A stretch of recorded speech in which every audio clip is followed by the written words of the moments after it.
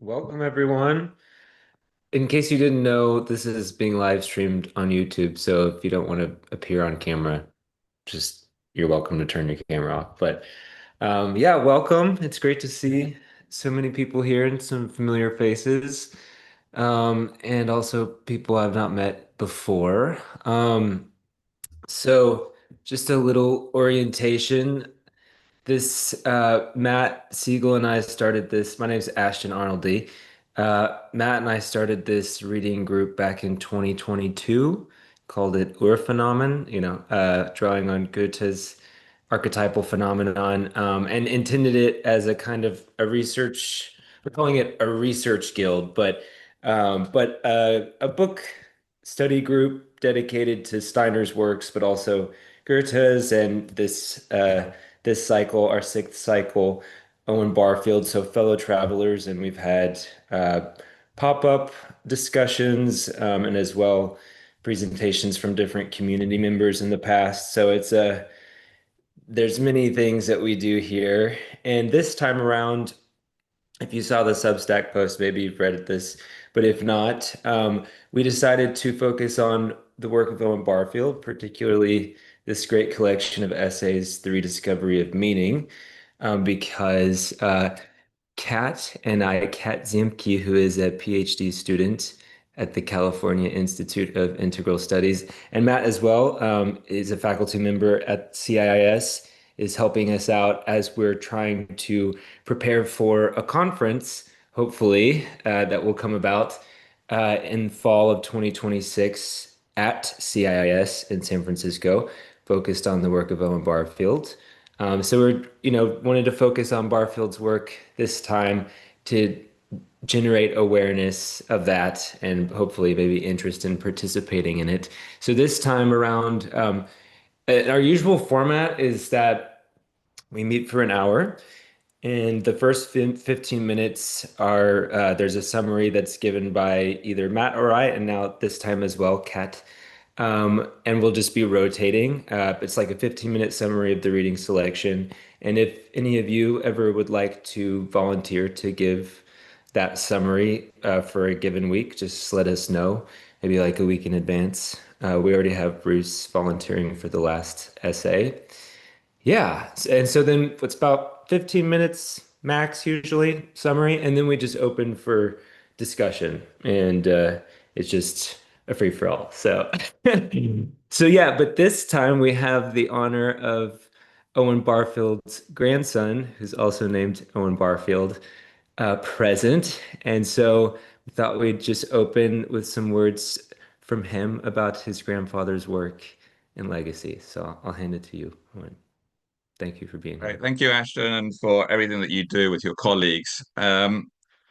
I was just going to say a few things about this particular book, but not about the passages, because I know you will be discussing that. But the things I wanted to talk about is just think about when it was published, 1977. That's where I wanted to start. But I'm happy to take questions and answer anything about anything, so I'm not limiting myself to this book. But just to be brief here, I think 1977 was when grandfather was at the height of his popularity. He was teaching and lecturing in America. He was responsible for the C.S. Lewis estate. And I think in certain quarters, he was as popular as C.S. Lewis was, then, if not slightly better known. And I think then it says, like, well, who got him to create this book? How did this book come about? And I think it was probably suggested by his publishers, which were the Wesleyan University Press, because they could sense this popularity. They wanted more material, and they asked him to publish some books. So I think grandfather himself chose these essays. But grandfather would have been in his late 70s, with limited access to resources and to his material. So the selection is a little bit, what he could lay his hands on at the time. But grandfather was a great essayist. I think he's probably written about 120 essays or so like that. And we've got currently 3 volumes of essays, but there's 2 more in the pipeline. So that's 5 volumes of collected essays. So just to put that into context, this is just one of the books, and it's a little bit arbitrary as to which essays go into which book. Um, but And there was only ever one publication, the American publication. It was never published in the UK. So that's another thing. But despite that, it's probably grandfather's third best known book. So after Poetic Diction, there's Saving the Appearances, and then there's this book. And this is the book that's also been translated, like the other two, into other languages. There's a Spanish edition, a Turkish edition, for example. So it's the book that draws people in and does call to people. So I think it's worth thinking about that. And we'll be working from the latest edition, but that edition needs to be updated. So this is almost a little bit of an exercise. If there's any typos, any corrections, any suggestions, footnotes that we need to put in as you go through the book, then we could actually improve the book. It's not just a reading book. There's a kind of active aspect of helping make the next edition better, if you like. So that's a possibility for anybody involved here.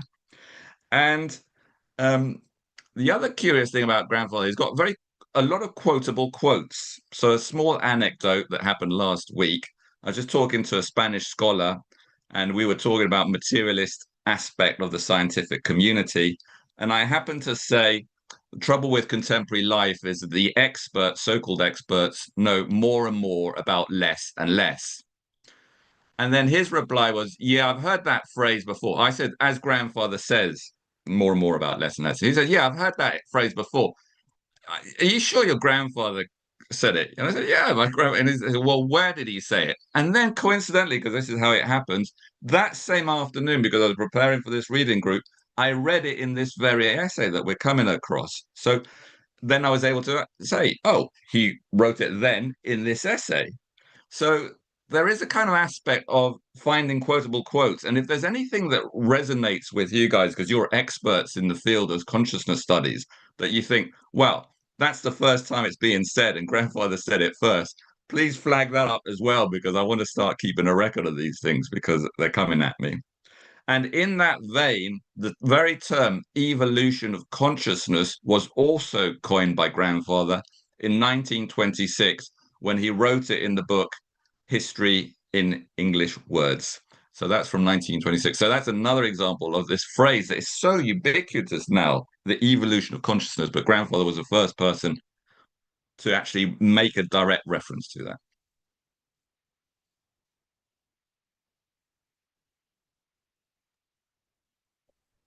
Thank you, Owen. Is there anything else you'd like to share? Any questions for Owen? I'd like to say that I'm an editor for the Journal of Conscious Evolution, and I'm pleased to announce that Kat's essay was published yesterday.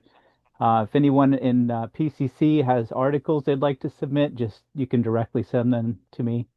I'll gladly take a look at them.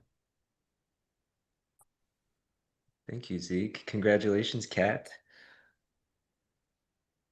Um, One thing I forgot to mention that I was reminded of, Owen, when you were speaking, is that we decided for this session just to focus on the introduction since had you speak, and as well, since it's the first time for first meeting for this session, we might have some introductions from people. So whenever we get to the discussion portion, and even if you don't have anything to say about the introduction, if you'd like to introduce yourself, you're very welcome to. Um, but yeah, so Owen, any last thoughts before I jump into this summary Do you or want any to give me a questions? pointer as to what sort of last thoughts I you're mean, suggesting I can? there don't need to be any. I just wanted to check with you before going on. I mean, my thoughts are along the lines of I'm just glad that this initiative is taking place. And thank you for being there and thank you for everybody attending. That for me, this is a constructive process. It's not just a reading group out of many. There are not many. In fact, I don't know of any. And this is a kind of a learning process and a constructive process, and I welcome everyone's participation. Yeah, it's not every day that a reading group gets to be part of the process of the next edition coming about. So that's very cool. Kat and Matt, anything to add before I jump into this summary? No, excited to be here. I actually did want to say something. I was listening to something Matt was saying, and he described this group as a fellowship. And I thought that that was such a magic word. I just wanted to repeat it. Thank you, Matt. Amen. Thank you, Kat. Well, so, the introduction is short and potent. And there are just a few things that I wanted to touch on, and then open for discussion. And the first one is just this phrase that Barfield uses at the end of the first page, beginning of the second page of the introduction, when he's, referring to this sort of this idea that authors tend to repeat themselves or sort of dwell on the same thing over and over and over and again in their works. And he says that for him, what's always being reaffirmed is the importance of penetrating to the antecedent unity underlying apparent or actual fragmentation. And so I just wanted to dwell on that a little bit, especially for anyone who's not so familiar with Barfield. And I think this phrase, antecedent unity, comes from Samuel Taylor Coleridge's the Biographia Literaria, where he's, advancing this kind of poetic, uh, philosophy of good poetry and art, but also a kind of, he called it dynamic philosophy of polarity, a kind of metaphysic. And in it, he describes this sort of primordial, and he's drawing on Friedrich Schelling, and Matt can say more about that, the German idealist, and this notion of a primordial unity that in the unfolding of creation polarizes into what we experience now as this polarity, at least for human beings, between the inner experience of the subject and the outer world that we counterpoint. And so, this being the theme that Barfield keeps returning to, I think if one is familiar with his work, his earlier works before Saving the Appearances, where the evolution of consciousness is very like front and center, and he is working through it through this approach that he calls semantic history, like looking back at the history of meaning and language and seeing what's implied about ancient experience based on the word meanings and how they differ between now and then. Um, and what he found in this initial inquiry, which was started really from his own experience of reading poetry and noticing that there was this kind of transformative effect of like genuinely poetic diction. And he was wondering, what is it about poetic diction that has this power? What's happening here? And one of the things he noticed is that uh, the use of archaic language sometimes produces this effect. And so then he looked back at ancient words and came to the conclusion that it's not just because they're archaic and we no longer use them, so there's like this kind of strangeness to them, but also because many or most ancient words have this, what he calls, he uses different phrases to describe it, compact or pictorial or perceptual or imaginal meaning. And what he means by that is that they tend to, and this word people often will refer to, but we could find many words as examples. But the Greek word pneuma or pneuma, which meant all at once when it was used by ancient Greeks, or at least connoted breath, wind, and spirit all together without distinction.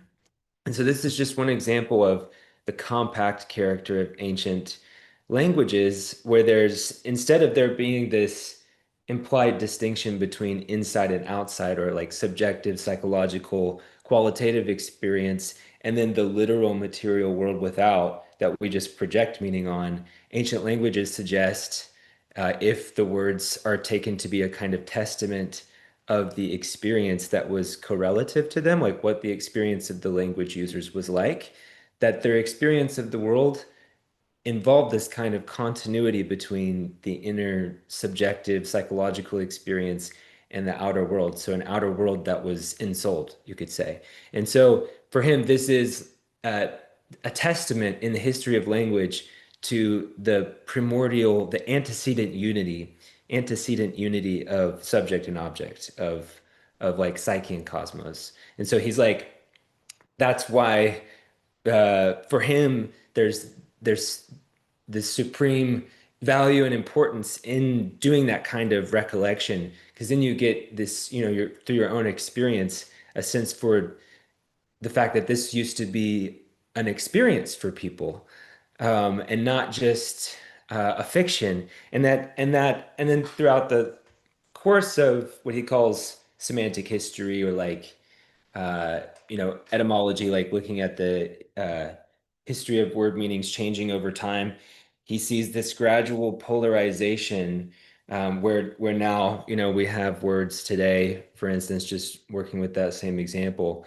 where we speak about wind and breath as these literal, material, physical realities. And then for many people, maybe not many people here, but for many, more secular, materialist-minded people, spirit is just an idea. It's just something people thought was real a long time ago. So there's this polarization, of like object, like the object, and all the, things in the world that belong to that category of things, and then things that we maybe would just consider subjective, or meaning that humans used to project on the world, but now we just sort of have as a kind of residue.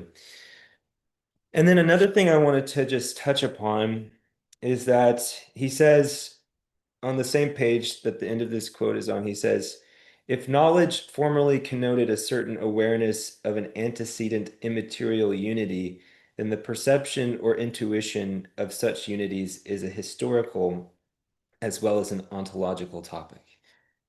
And this is in the context of him saying that a recollection of this antecedent unity through things like what he calls semantic history has value for us as we navigate what people today refer to as the meaning crisis, where there's like this lack of cosmological orientation, so we don't know how to orient our lives. And there's as Owen referred to, there's this getting to know more and more about less and less through disciplinary specialization, but without this sort of overarching vision that would integrate them all together. And it's for this, it reflects, you could say, as he's saying here, this shift in the way we understand knowledge, from a way of understanding knowledge, as he would say in Saving the Appearances, he uses this term participation, which would refer to a mode of experience that is aware of this unity between subject and object. And so for that form of consciousness, knowing the world is more akin to knowing another being, like, having a kind of inward uh, discourse with the world, rather than collecting a bunch of discrete facts about it and then kind of like concocting uh, theories that way. Um,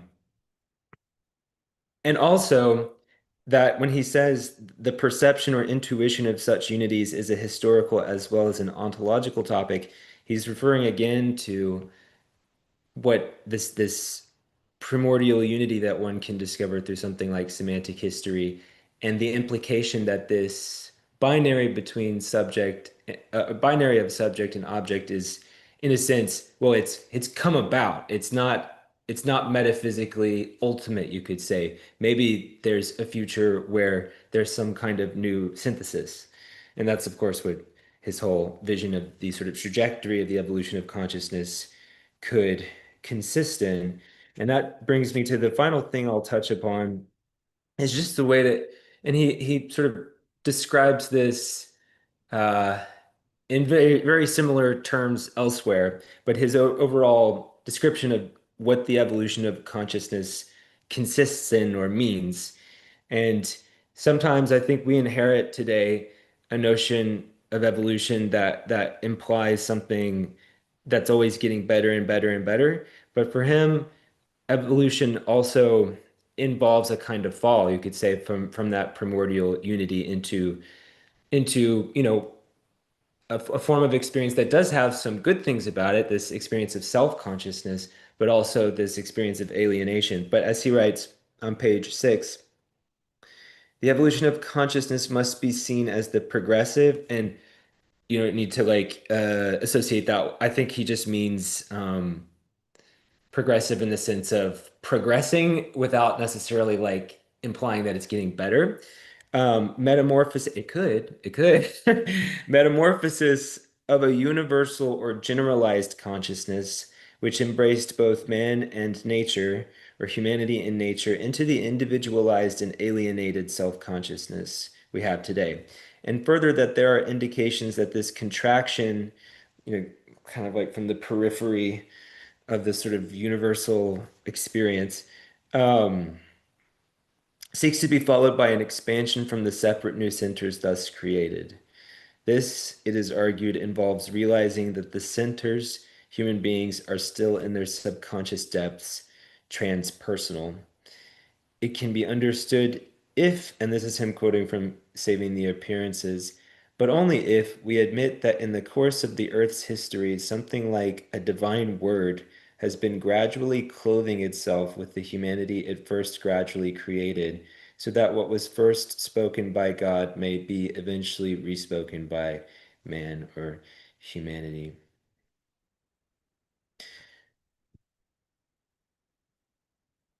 One way you could think about this movement of expansion that he's describing is as like a kind of movement of love.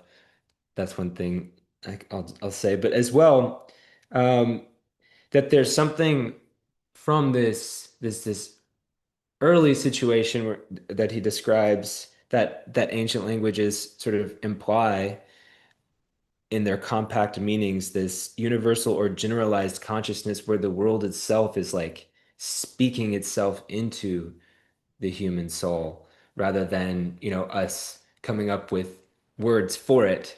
The words are given us, or the meanings are given us, that the world has this word-like character, and then that sort of like capacity contracts into the human being, but then has this that we carry with us as this transpersonal spark that we can work with in this process of expansion. So, and then you get, from here on in the introduction, you get a sense for like his Christology and how he says this whole process of recollecting the biography of the word, you could say, if you think of semantic history as in that way, you could put it that way, the biography of the word, uh, led him, having been raised agnostic, into a kind of conviction of the lore of the Gospels and just how this picture of the evolution of consciousness as disclosed by the history of language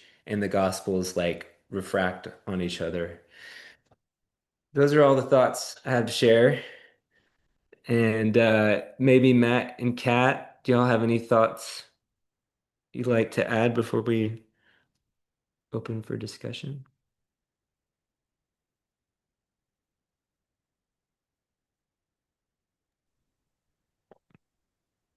Looking for Kat. I don't know if you wanted to add anything first. I mean, all I could say is that I feel that Owen Barfield is a important bridge, much in the same way that Coleridge was a bridge into English of German idealism. Barfield is a bridge into English for a lot of Rudolf Steiner's work. And the English language at this particular moment in history, in terms of the kind of main medium for the age of the consciousness soul, as Steiner would refer to it, I think makes what Barfield has to say about the evolution of consciousness particularly relevant to our time and to our spiritual mission as people who speak this language. And there's a way in which an account of the evolution of consciousness, such as that comes out of Steiner's work and Barfield's work, still needs to be broadened and complexified and pluralized and understood in the context of a complete history of involving many peoples. And I think there's some sense in which that's already present in Steiner's account and in Barfield's account. But even if we recognize the particularity of the English language and of the sort of provinciality of, a European or American perspective on the evolution of consciousness, that very particularity um, might be what allows us to carry a universal thread through the various phases of the evolution of consciousness, and that we have the baton now as English-speaking people, and we're preparing that baton to hand, to the next cultural epoch and to the next speakers of different languages in the future that will inherit this task. And English, of course, is because of the process of colonization, which has occurred over the past 500 years, and especially uh, internally diverse language, in that it is, in some sense, acquired a lot of the flavors of the rest of the world, And so, yeah, I just wanted to. It's a difficult, nuanced point to make, and I hope I'm conveying my meaning appropriately here. But um, there's a thread to be woven here that both acknowledges the situatedness and the particularity of the effort that someone like Steiner and Barfield were engaged in, that's, relevant to a historical epoch and work that we have to do, but that is also part of a much larger, broader planetary process that will, that of course involves all of the languages and cultures of the world. So, Amen. Thank you, Matt.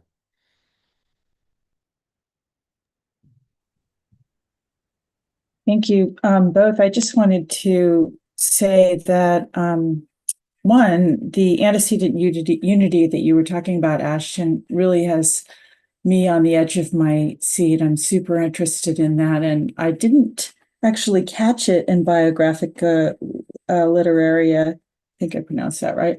I thought it was a Bergson thing too. I think someone else, Stuart, said it was from Bergson, and I thought it was. It sort of seemed like it was too. So I'm really interested in hearing more about the Coleridge connection, because this is such a interesting point to me that I just want to dig deeper.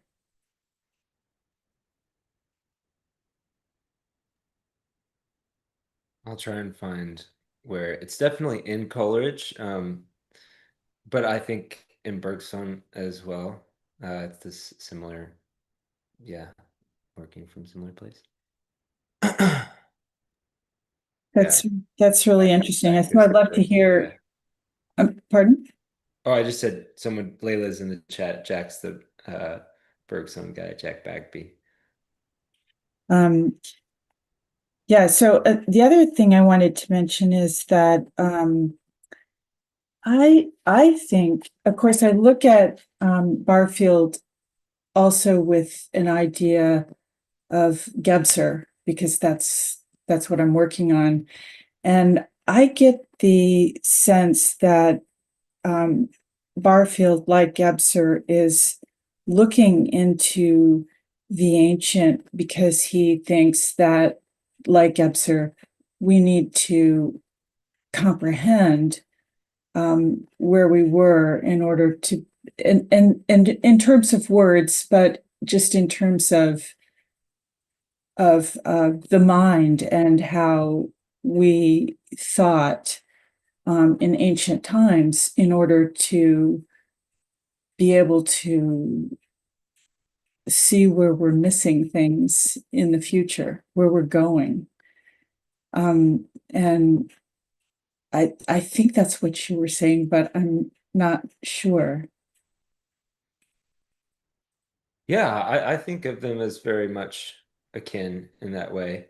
Though, I think both of them also, right, wouldn't say it's just a return, but a kind of new synthesis, or however they might put it differently. But yeah,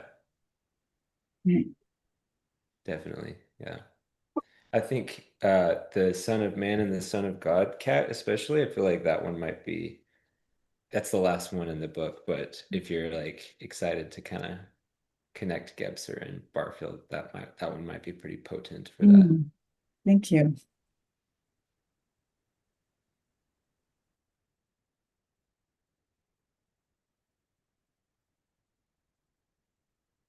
Y'all can just unmute and talk. You don't have to raise hands or anything.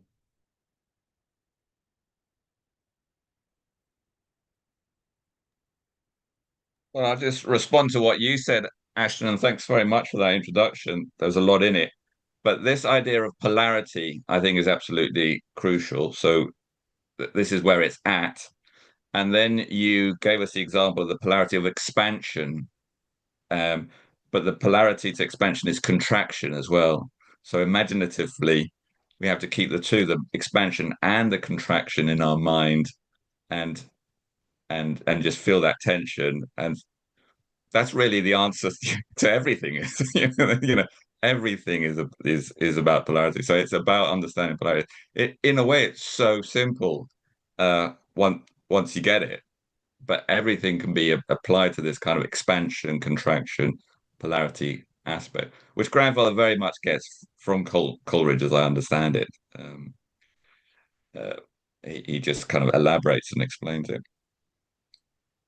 So I just wanted to say also when I was starting, it was a good way of understanding grandfather's work when you think of break it down into like night and day, sun and moon. If you start breaking it down into these very basic polarities that we all experience, it's a very gentle, almost childlike way of starting to think in these ways that grandfather was teaching.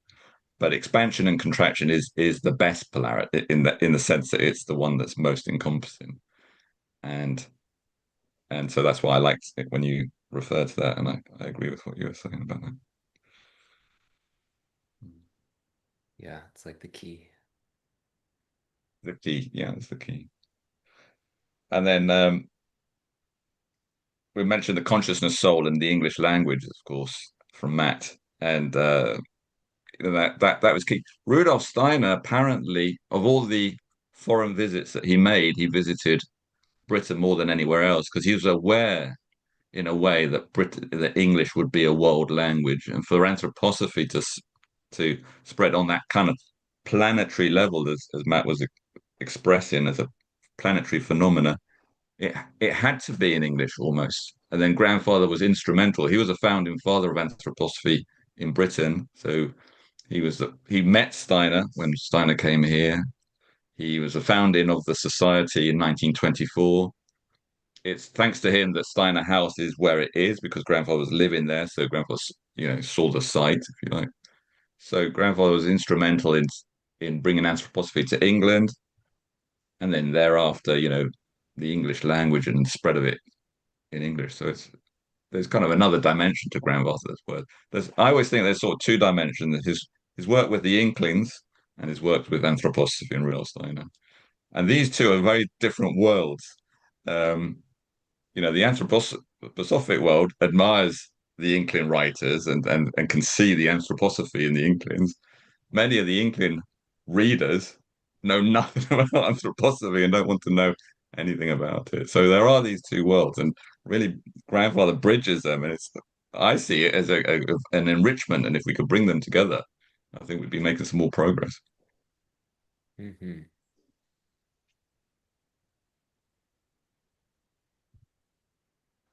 Jordan, were you about to say something? Yeah, no, I'm so happy to be here. This is like thrilling. I can feel my heart is like just leaping to be in the presence of folks who are interested in talking like this. So thank you very much for even yeah, giving all this our attention together. I can feel how powerful it is.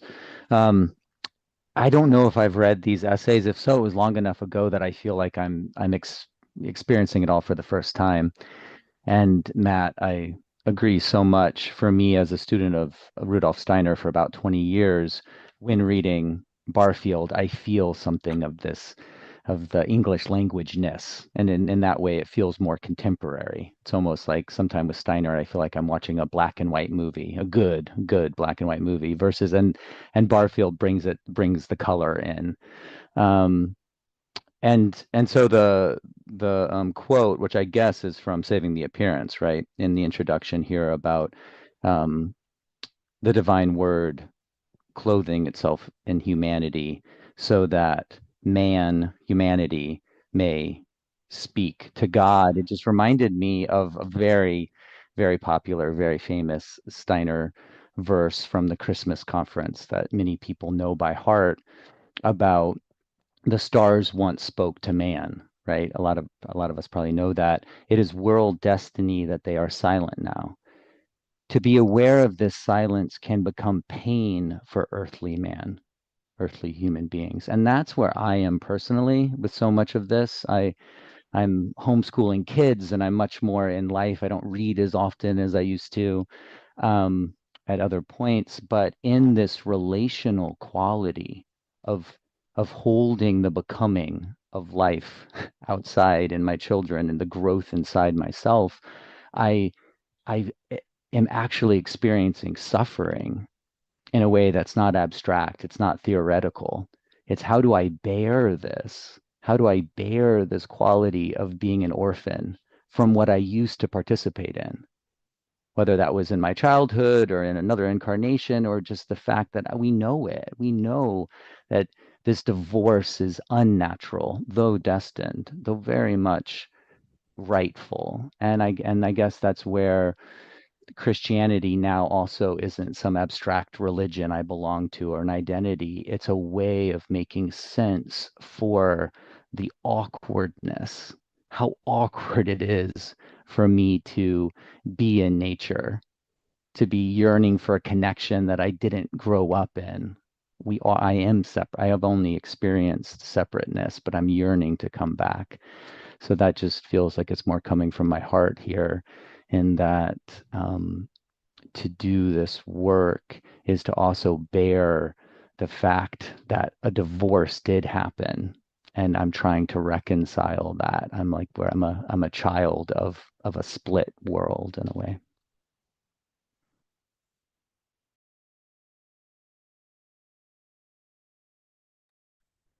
Thanks, Jordan. Yeah, thank you for everything you shared. I just thought, when you were describing like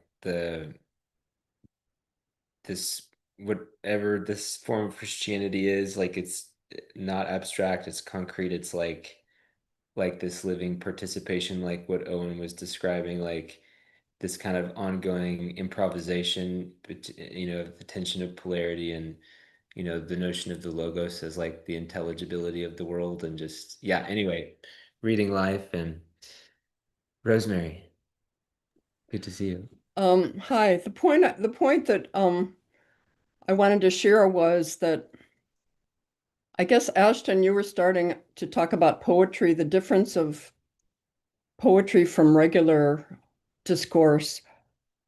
And at the end of the introduction, Barfield quoted Chaucer, and I was reminded of the fact that in my literary, I'm a PhD in English, so I had to learn Old English and Middle English, and the poetry that was written in that language was such a trip. And I was remembering how, as you know, a young woman, I was transported back to Old English times. There was a really chilling Old English poem called The Wanderer. It's about somebody who's wandering on the sea. He's just in a boat by himself. The Old English words. And when you mentioned that Barfield immersed himself in this old language, I can just attest to the fact that it did connect soul-wise in a very powerful way. And in case you haven't looked this up in Wikipedia, Tolkien and C.S. Lewis, I think Tolkien is on the top 5 of the best sellers of all time. Tolkien's Lord of the Rings. And he was a literary scholar. He was immersed in that old English, Norse, and other languages. And that's where he got so much of his power to write those wonderful prose novels. So thank you for bringing up the nuances of language. And I'm also interested in revisiting the essay as a literary form through Barfield. I'm sure that he'll be a really good example of that.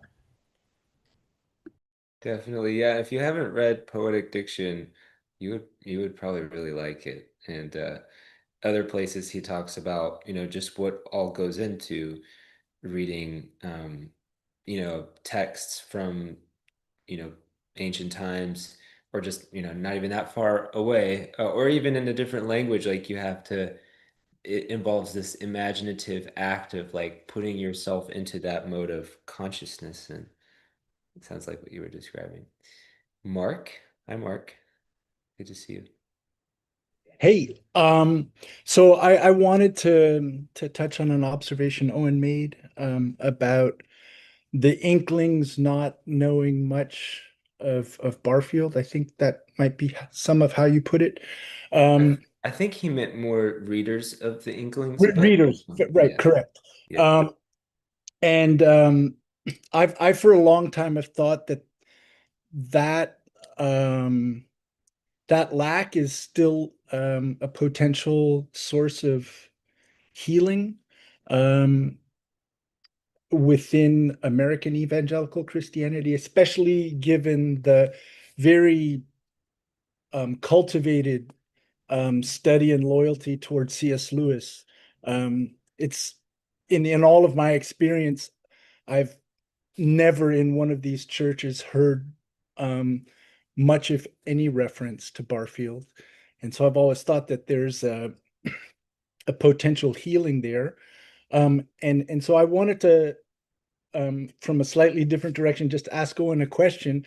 Within the Inklings as a group, what was the relationship to this two-sided work of your grandfather? How aware were the Inklings of anthroposophy explicitly, and what can you say towards their reactions? Okay. Well, thanks, Mark, for the question. It's a big one, so I'll just touch on a few things that come to mind.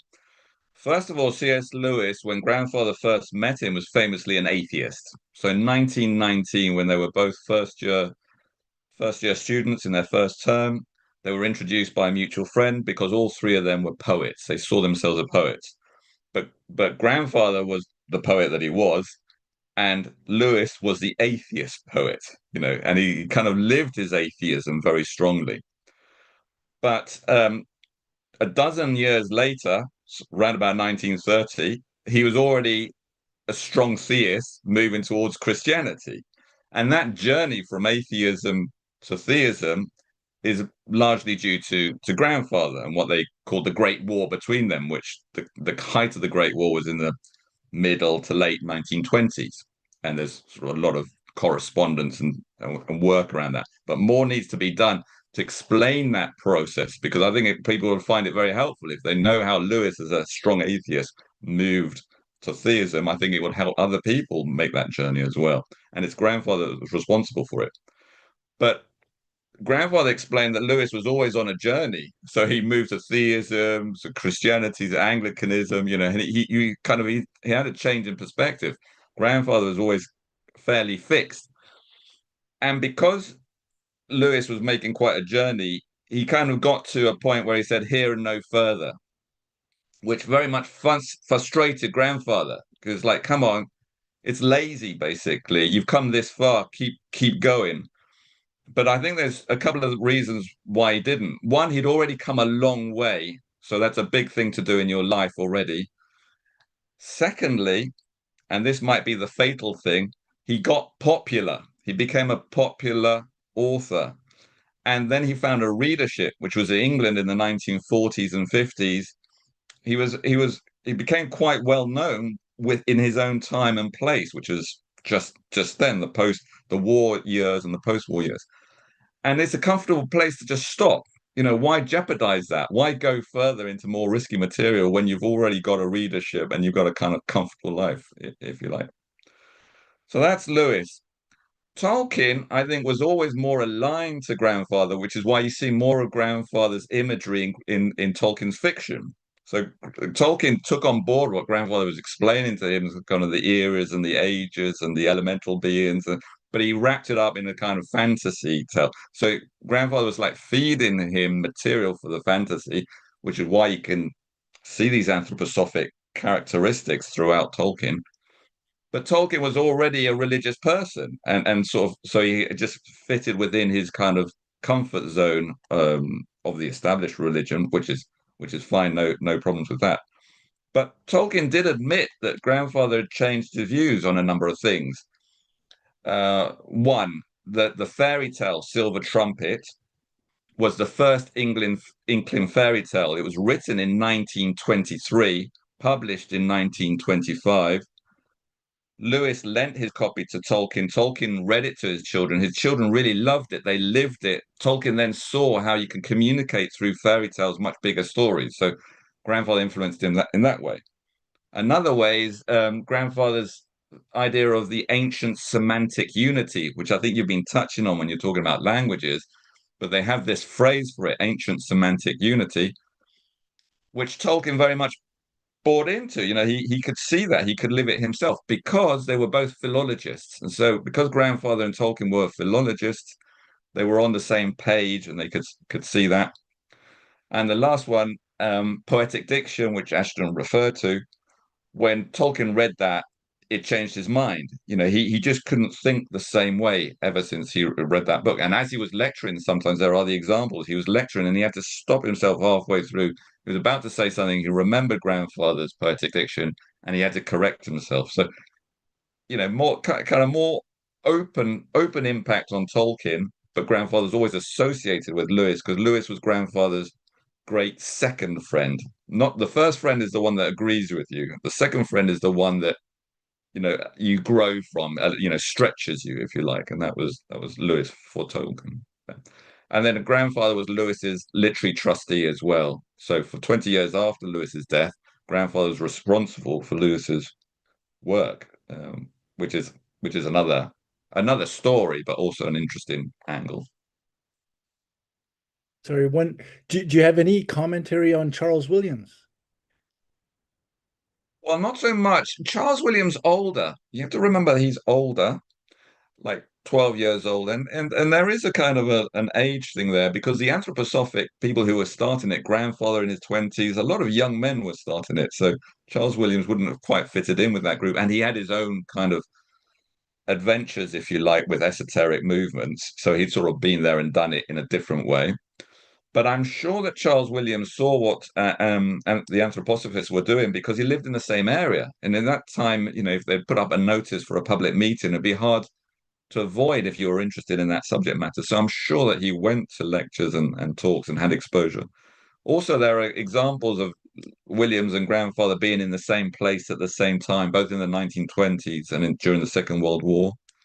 I'm pretty sure that grandmother, Maud Barfield, performed Charles Williams' little skits, plays, because Lewis would have put them in touch, but there's been no research on that. So it's an area that's very much under researched. But I don't think grandfather had a lot of time for Charles Williams. I think he just admired him as a person that's, in the same vein, but that there isn't an awful lot of work done on the overlaps.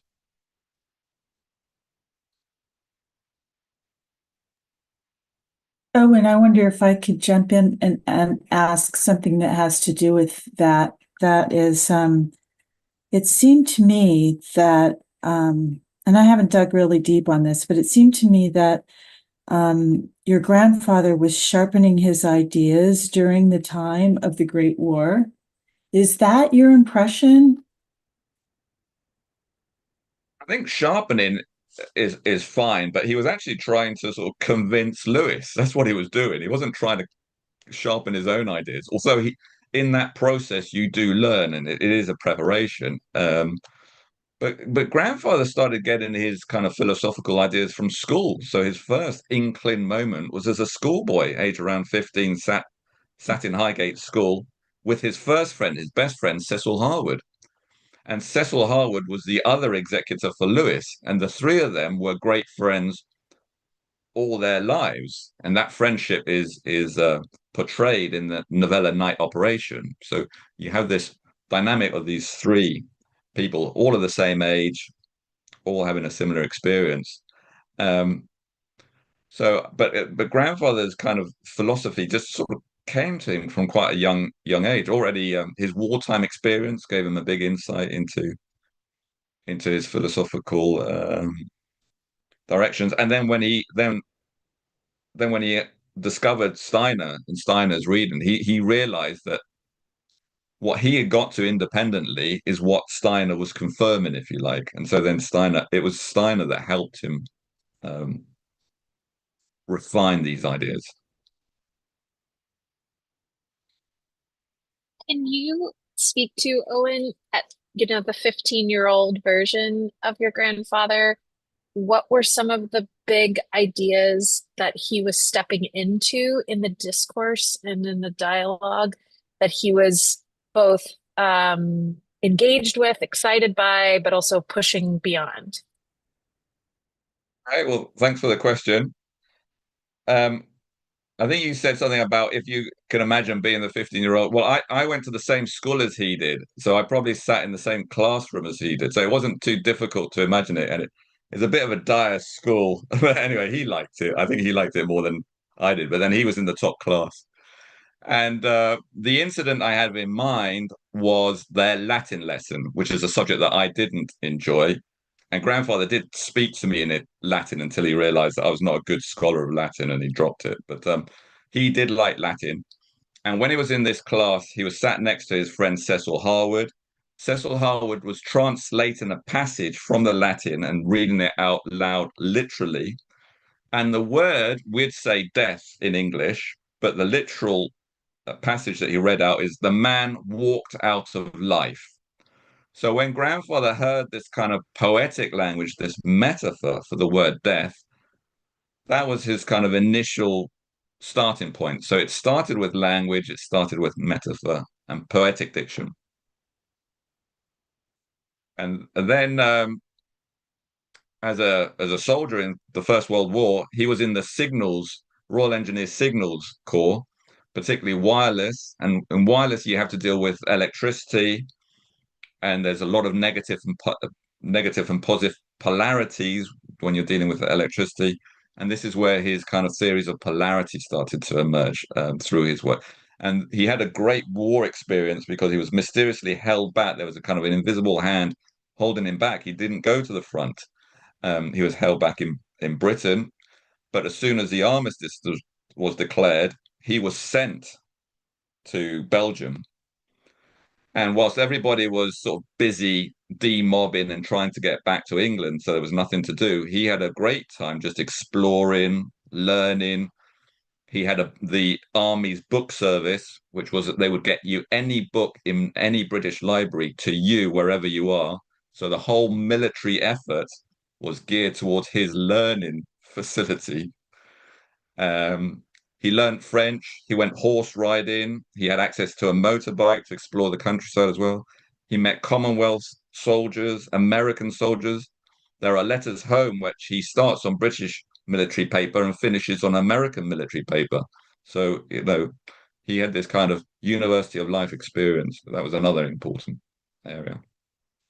So all that was before he even got to university and started his studies. And poetic diction was a university thesis that was beyond the authorities' ability to mark it. So they had no tutor at university at Oxford that could tutor him on poetic diction. They just let him do his own thing and then awarded him the degree.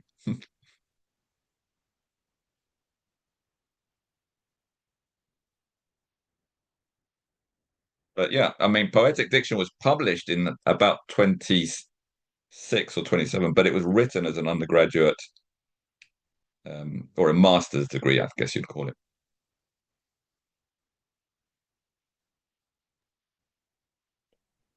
Shawnok, I saw you had your hand up earlier. Did you want to say anything? I had am I audible? I have these Yes. terrible headphones. Thank you, thank you. I did have something to say, but I didn't want to waste the expertise of Owen. It's really a gift to have him here. Um, so I'm just gonna it's really a question. And it's a bit late, maybe it's gonna be a cliffhanger, but um So the question loosely is, and this is you and Matt or anyone who wants to answer, but um, what does it mean to be academic in a sense, right? What gets picked up? Why is some writing academic and some not? And I'm particularly talking about the language that we use to value something as being quality academically or not. And so I'm going to go through just a little bit of movement here. And first, I just have to, like Seth did, give a moment of thanks because anthroposophically speaking, I cut my teeth in a group called the Barfield Group in New York City that's been running for, I don't know, 35 years or something. I mean, this was around 2000, late 90s that I joined that. So I'm extremely beholden, obviously. And Seth brought up a point, a verse, right? And I'm going to repeat it because it's worth repeating. And it goes, the stars once spoke to man. It is world destiny, they are silent now. To become aware of this silence can be pain for earthly man. But there in the deepening silence that grows and ripens when man speaks to stars. To become aware of this speaking can become strength for spirit man. And another reason why this verse is important to the question I'm asking is because it mirrors Barfield's idea of original participation, right? And our new active participation. But also, there's an aspect of having to let go of old forms of meaning, right? So that the light that came from the stars that got condensed into words, that got condensed into fixed meaning, the meaning has to be released by us so we can see things anew. And this also works primarily through image work, or what Steiner would like to call imagination. So the question is now, this is very hard to express linguistically, academically. And Steiner and Barfield both had a theory that they shared that in order to express beyond what's beyond the cusp of what we are currently able to express, you have to use language in new ways. And they were both very adept at this. One of the reasons why I think Barfield shines for so many people is his unique love of language. If he wasn't a poet, he was. It comes through in the use of allegory and metaphor. So so back to the original question or any thoughts people have is what does it mean to be academic linguistically? And how can we maybe work around this? This is a question I have. Lauren, did you want to respond to that? Yeah, hi. I just thought I'd build on this theme a little bit more in general. And since we're reminiscing about family history too. So my father was a PhD in communications, and he ended up teaching at Tsinghua University in China for many years. And he shared with me this really interesting perspective that he was observing because he was teaching English to Chinese business students. And similar to all these great academics and that we've been speaking of, my father would constantly read poetry as a counterbalance. And he said that he was watching the evolution of the English language in a direction he was not happy about at all. But that his comment is that we are speaking business English. As we were speaking about, Old English, Middle English, American English, but that we've even progressed into this new lack of meaning, which is a business English. It's very transactional. And so he expressed a great longing for bringing the poetic diction back into our world.